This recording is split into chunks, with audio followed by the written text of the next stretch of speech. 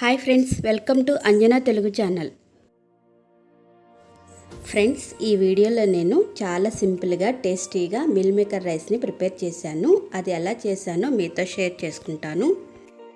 ఈ meal maker రైస్ను అప్పటికప్పుడు వండిన రైస్తోనూ చేయొచ్చు, మిగిలిన రైస్తోనూ చేసుకోవచ్చు. నేను ఈ మిల్ మేకర్ రైస్ను అప్పటికప్పుడు వండిన రైస్తో చేస్తున్నాను. నేను ఈ మిల్ మేకర్ రైస్ని చేయడానికి ముందుగా రైస్ని రెడీ చేసుకున్నాను.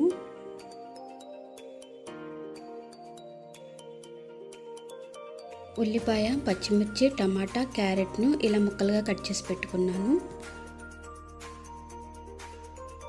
మిల్ మేకర్లను సాల్ట్ వేసి ఉడికించి పెట్టుకున్నాను. ఈ రైస్ని ప్రిపేర్ చేయడానికి 3 గరిటెల ఆయిల్ని తీసుకుంటున్నాను. అందులో 1 స్పూన్ నెయ్యి వేస్తున్నాను.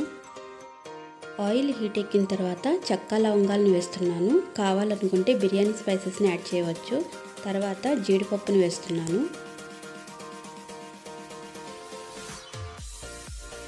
జీడిపప్పు ఫ్రై అయిన తర్వాత ముందుగా కట్ చేసి పెట్టుకున్న ఉల్లిపాయ ముక్కలను వేస్తున్నాను.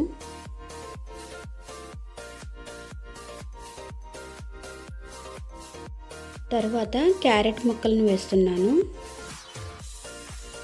క్యారెట్ ముక్కలు ఈ విధంగా ఫ్రై అయిన తర్వాత ముందుగా దంచిపెట్టుకున్న అల్లం వెల్లుల్లి పేస్ట్ని వేస్తున్నాను.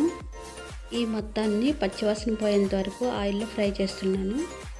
తర్వాత టమాటా ముక్కలను వేస్తున్నాను.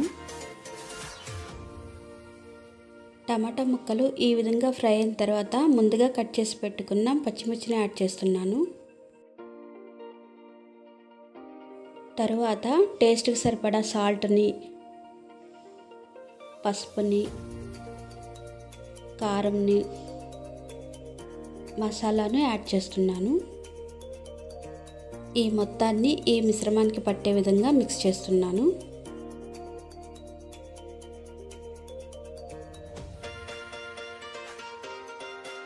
ఈ మిశ్రమం మొత్తం ఈ విధంగా ఫ్రై అయిన తర్వాత ముందుగా ఉడికించి పెట్టుకున్న మిల్ మేకర్లను యాడ్ చేస్తున్నాను. ఈ మిల్ మేకర్లకు ఈ మిశ్రమం పట్టే విధంగా మిక్స్ చేస్తున్నాను.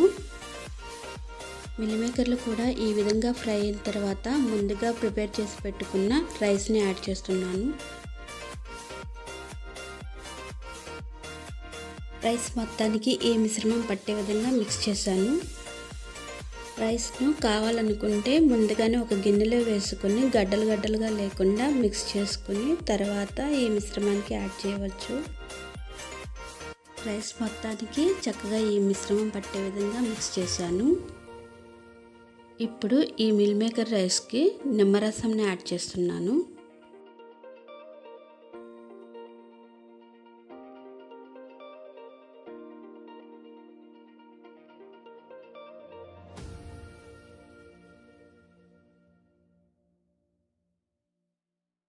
ఫైనల్గా కొత్తిమీరతో రౌండ్గా కట్ చేసిన ఉల్లిపాయ ముక్కలతో గార్నిష్ చేస్తున్నాను. ఫైనల్గా ఈ మిల్ మేకర్ రైస్ ఈ విధంగా రెడీ అయింది. ఈ రైస్ని రైతాతో కానీ నాన్ వెజ్ కర్రీతో కానీ తింటే చాలా టేస్టీగా ఉంటుంది. ఫ్రెండ్స్, మీరు ఒకసారి ఈ ప్రాసెస్లో ట్రై చేయండి. టేస్ట్ మాత్రం చాలా బాగుంటుంది. ఫ్రెండ్స్, ఈ వీడియో మీకు నచ్చితే లైక్ చేయండి, షేర్ చేయండి, కామెంట్ చేయండి. Please subscribe my channel. Thank you, friends.